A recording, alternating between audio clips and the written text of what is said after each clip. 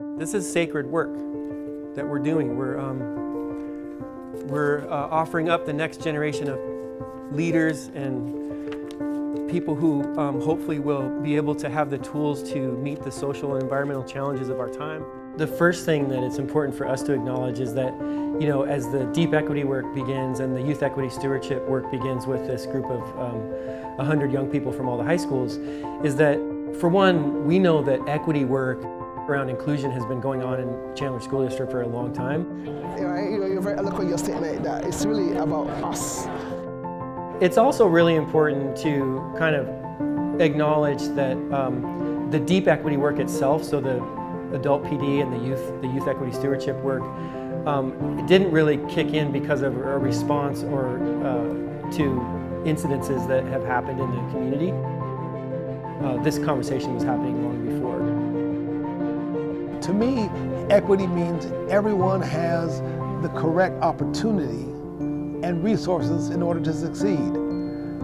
Different from equality, where everyone's given the same resources. Maybe a student needs extra resources to have that opportunity to gain success for he or she.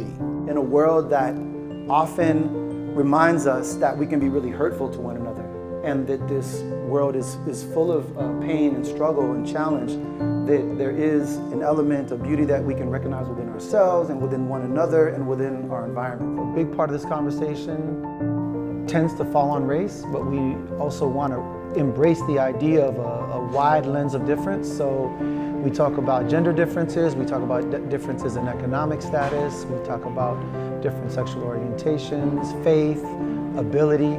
So like a wider gamut of difference, and thinking about, you know, what are the things that we're doing that perpetuate aspects of having power over as opposed to having power with. I forced myself to just get in touch with that part of myself. We are a diverse community. We don't look like it at times, but there's just so many things and people and different perspectives you can gather from our little district, and it makes me really happy.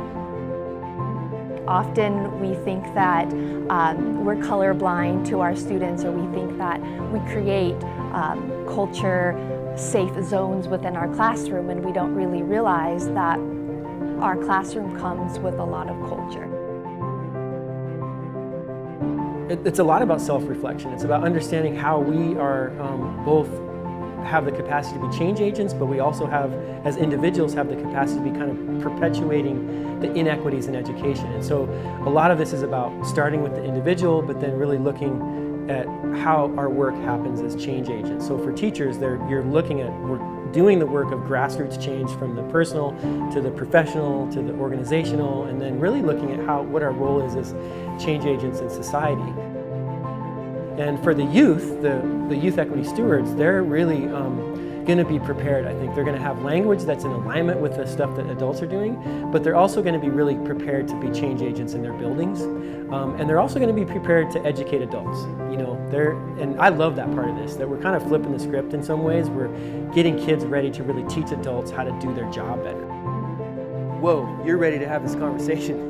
You know what I mean? Like, there's a readiness, there's a willingness, and for me, just as someone who believes in these conversations, it's a beautiful thing.